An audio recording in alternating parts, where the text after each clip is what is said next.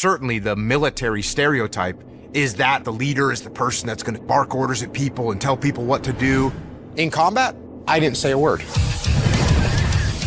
The year is 2024, and on November 21st, Blizzard is releasing Fresh Classic, which means everyone has a decision to make, and a big one at that. Which class to play this time around? Maybe you're the kind of person who always picks the same class, perhaps you're looking for something different. Then again, it could be your first foray into the world of vanilla Warcraft. Whatever it may be, the first release of Classic in 2019 was a while ago now, so I wanted to go over each class and let you know what you're getting yourself into. I'll be rating the classes on a few different things, such as leveling. Since there's no experience boost in this version of the game, you're going to be spending a lot of time leveling, as in multiple in-game days played, so this is kind of important to like. PvE, as in how the class will do in raid content, how in demand will their different specs be, and so on. PvP, considering both smaller scale and larger scale PvP, and farming gold, because this is vanilla. If you want to do basically anything at endgame, you're going to need gold, and some classes just have a much easier time than others. I'll also use a 1 to 5 star system just to help out, where 5 is very good, 4 above average, 3 average, 2 below average, 1 poor. Also worth a mention is Blizzard have just made a few announcements which are going to be really impactful and may indeed completely change your choice of class. First up to know is mail between your own characters on the same account will be instant. This isn't really related to anything, but it's just nice to have.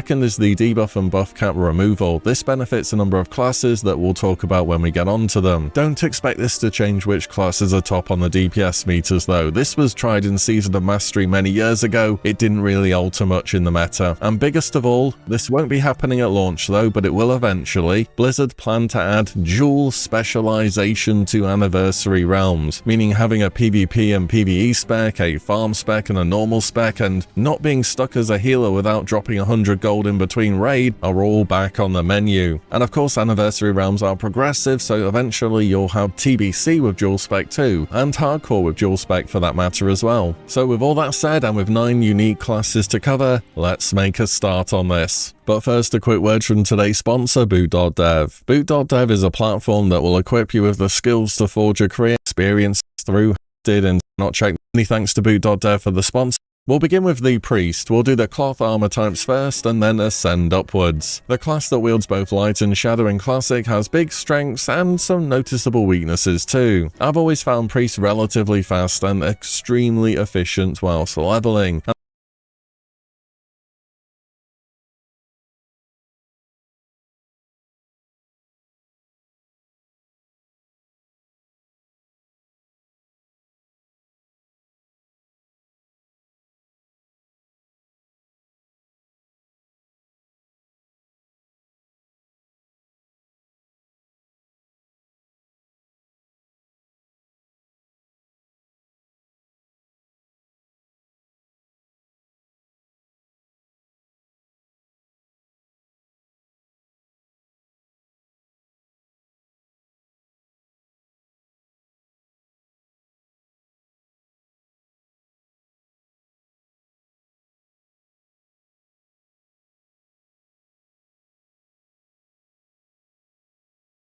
And the key thing is that they barely ever need to stop and drink. Whenever I level a priest, I get to a new level where I can buy food and water, I'll go and buy a few stacks, and I won't even have used them all before I've reached the next tier of food and water. They are very reliant on a wand though, so you could consider going enchanting early till you get a wand, or stopping by a capital city to buy one quite early. The first quests that offer wands will take a bit of time to get to. You get Shadow Form at level 40, which really powers you up and adds to your class fantasy, and I think Priest is a great pick for leveling, albeit quite simple and straightforward in terms of how they play. PvE is a story between the Priest's two identities. They are the best healer in vanilla overall for me without a doubt. They simply have their largest toolkit of heals, and your average raid will be playing multiple Priests between Holy and Discipline. Both specs work just fine by the way. Discipline's a bit more for raids that want to push performance, as they'll want the power infusion talent for their casters though. Shadow Priest is one of the biggest winners of the debuff cap removal, as as to function on a very basic level, they need 3 debuffs, and previously we only had 16 total. This is a very big part of what made them hard to justify bringing. Now, without the debuff cap, they can work, but don't expect them to be doing crazy damage or anything. In fact, Shadow's still really not that great of a DPS, and they still have extreme mana problems, but they can now buff Shadow vulnerability to help out Warlocks, and Vampiric Embrace healing can be nice on some fights. Shadow Priest won't be in super high demand, but you won't feel bad about bringing one to your raid now. And just for a point of reference, here's the top 10% of damage dealers for each class in Phase 1 and Phase 2 of 2019 Classic. I couldn't find a snapshot just of Phase 1 unfortunately, but this is to give you a rough idea of how things look back then. Moving on though, PvP for Priest. The healer identity continues to be very strong and versatile. They have an offensive and defensive magical dispel, their racial spell bonuses, mana burn, fear, shields, and so on. If you want to play a healer just in general, you can't go wrong with the Priest in vanilla in any area of content. Shadow is also much better in PvP, and is definitely one of the strongest small scale or skirmish type classes in the game, due to their mix of damage over time and self-sustain. They're not as good in larger scale PvP due to lacking an AoE threat, but their utility is still nice to have. Overall, Priest great for PvP. Farming on the Priest is okay, you remain a highly efficient spec as Shadow, which can certainly hold down a farming spot on PvP realms, but it's probably just going to be gathering and you don't have access to anything exceptional. Next up, Mage. Mage, the original hero class before Death Knight was put in the game. If you want to be among the best at quite literally everything, Mage can probably do it. It's for good reason that basically every single Fresh server has a Mage hitting 60 first by themselves. This will happen on the Fresh server coming up too, I'm sure. Mages uniquely have access to AoE farming, allowing them to gather up a bunch of mobs and to just blizzard them down, though this involves much more concentration than regular play and isn't really for everyone. But even if you're just playing normally, you're sitting a good 30 yards away, frostbolting at basically zero risk. Mages are a fast and consistent pick for leveling. In PvE scenarios, mages are the best overall caster damage dealer in vanilla, and the one you'll be stacking the most of. You start in Molten Core and Blackwing Lair playing Frost as, well, a bunch of stuff is immune to fire, but in the later stages of Classic you can go fire and start enjoying those massive fireball crits into huge ignite dots. Mages are amazing in dungeons too, more so than other classes because they just have so many AoE spells, and there is no AoE cap whatsoever in vanilla, so the more you pull, the better the mage gets. In PvP, mages are a very strong solo and small scale PvPer due to their polymorph freezes and counterspell, which allows them to have control over the battlefield. In large scale PvP, mages are the best class in the game by such a big margin, nothing even gets close. Your ability to freeze and slow enemies from a distance can instantly turn the tide of battle or allow you to engage on an enemy. And guess what? They're the best gold farmers too, again by an absolute mile. Nothing compares to them. The caveat is if you are willing to learn how to do it, of course. Mages can boost other players and AoE gold farm to get tons of resources in a way no other class can. On seasonal servers, Blizzard did put in some anti-boost mechanics in dungeons such as Ulthurak, Mara, Strat Undead, and so on, where after a while mobs will become immune to slows and their roots and gain movement speed. They haven't mentioned this in regard to Fresh whatsoever, so I think mages will be able to boost and stuff, but I don't know 100%. Even without AoEing though, mages are still good at gold farming. On top of that, mages get their own food and water, they get portals they can sell to other players, they can teleport around the world. This class is just overpowered in every single way possible. Their key issues being a very high dependence on mana, they're squishy when undergeared, and they can only be a DPS, but in my opinion, they've got a lot of upsides to them. Warlock next, Classic's primary Shadowcaster, and what was my main for the 2019 Classic release. So how are they? Well, they're a great leveler as a whole. You can go a Drain Tank build where you face tank enemies and use Drain Life and a Succubus as your primary demon. Warlock have got a bunch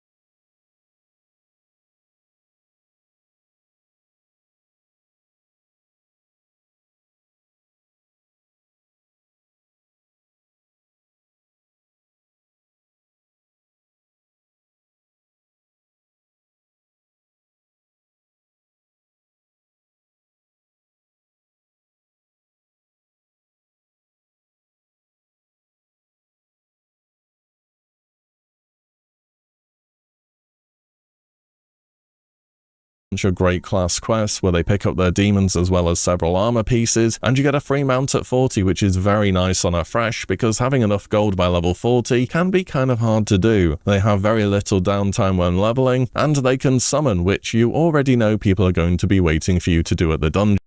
It can only be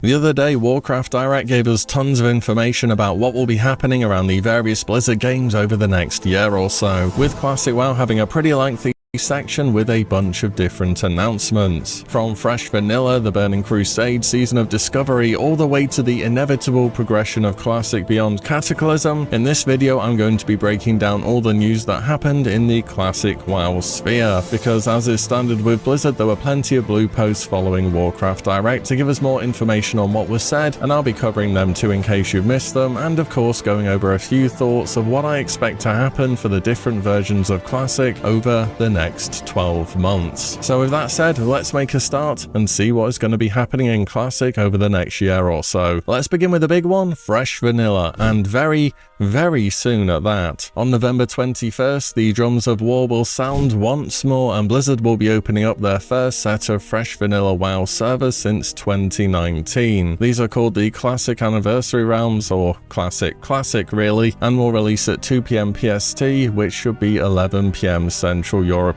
time. Now sure, there has been seasonal and era servers since 2019 for Vanilla, but no realms which are really just there to cater to the crowd who want that close as possible to Vanilla experience. You should expect these realms to not have any gameplay related modifications that you've seen from Season of Discovery, and to play out in a very similar fashion to how things were when Classic first released. So if you want warrior DPSs and tanks, world buffs, mages doing crazy AoE, and paladins wearing that wonderful blue dress, and so much more, this is where you want to be. But, and this is quite the large but, these servers are going to come with a number of changes, some of which may have a bearing on whether you decide to play there. First up is since 2019, layering technology has come a very long way. Long gone are the days of having caps of a few thousand players, and now realms can hold a far greater number of individual people. As such, there will only be one PvP and one PvE server per region, with no RP realms planned. Also, just to mention, we haven't had any word on name reservations as of yet. We don't have the server names either, but there's one type of each server, so it's not really going to be a big deal which one you roll on. It'll just be your preference as to PvE or PvP. Since Classic released, I have seen dozens of servers die, and that is not an exaggeration, as people transferred over to greener pastures, and it's something that people have had to either A, pay for, or B, wait for Blizzard to open up transfers for free. So this way around, it should be less annoyance for the players who ended up on a dead realm, and less action needed from Blizzard to monitor realm population. So I see this as a win really. MMOs are better with more players,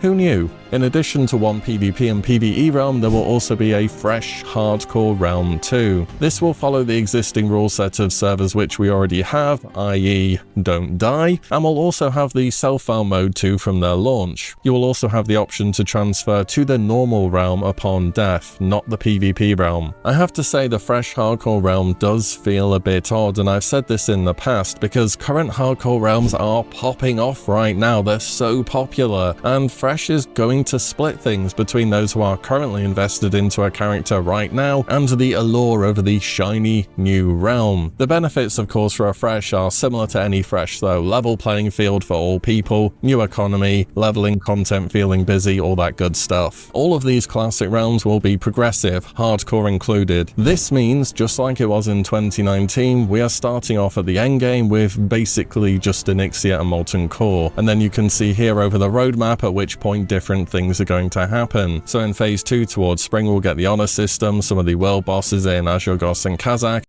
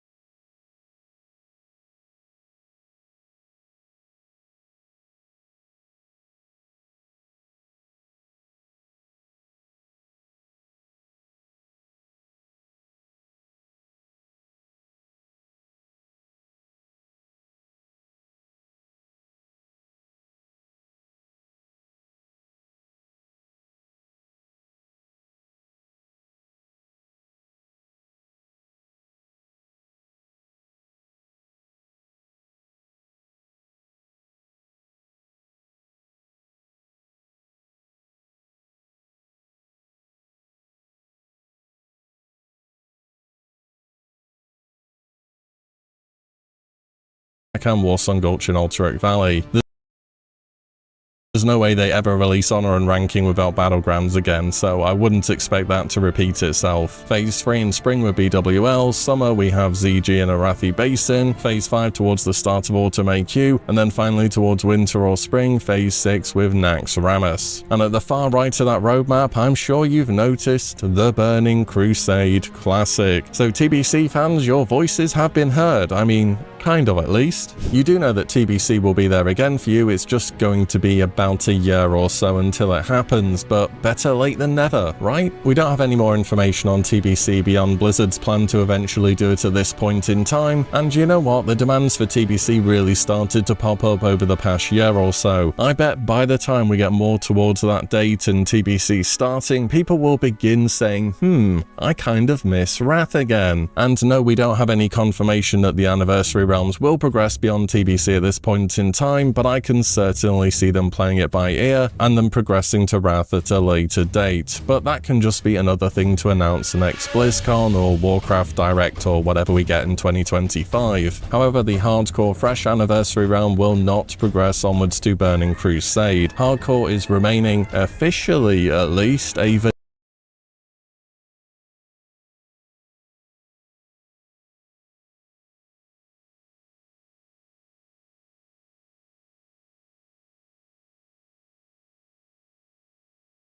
vanilla only challenge. Though, to be honest, Hardcore started as a community initiative. If enough people want Hardcore in TBC, I'm sure they'll make it happen. Anniversary Realms will also have some changes compared to the 2019 Classic release, such as reporting system improvements, the dethroning system for transferring guild leadership, and the addition of the Chronoboon Displacer and allowing it to stack up to 10. The improved PvP on a ranking system, which in short means decay is gone and you need a certain amount of honor each week instead of needing to grind to be in the top percentage of your bracket, as well as graphics improvements. An LFG tool is being added which will allow players to create, join and browse parties manually. This will be a tool that will aim to take spam out of the chat and will let people more easily see which groups are being formed so you can sign up. This will still be all manually done though, no teleporting to dungeons, no automatic group forming, and if you don't like any of these newer elements, the old UIs will still be available. There will also be a new chat channel called Services where spam about summons, selling boosts, Diamond tribute buffs, all that stuff will go. Both of these changes seem good, you know where to look to find services specifically, and for me when finding a group I always use the LFG bulletin board add-on because the chat was just a mess. Also, transfers between the PvP and PvE server will not be allowed. You pick your realm type and that is that. Also, we have some more restrictions which were tested on Season of Discovery, making a comeback for the Anniversary Realms. First up is that PvP realm faction balance will be enforced. What this means is that Blizzard will track faction balance, and if too many characters are created on one faction, further new character creation will be paused until things even up again between the two. This can mean that times you're not able to make new characters on the PvP realm, but on the upside the realm won't die due to one faction vastly outnumbering the other. As always, word of warning on PvP realms, they are not fair, PvP balance is highly questionable in vanilla,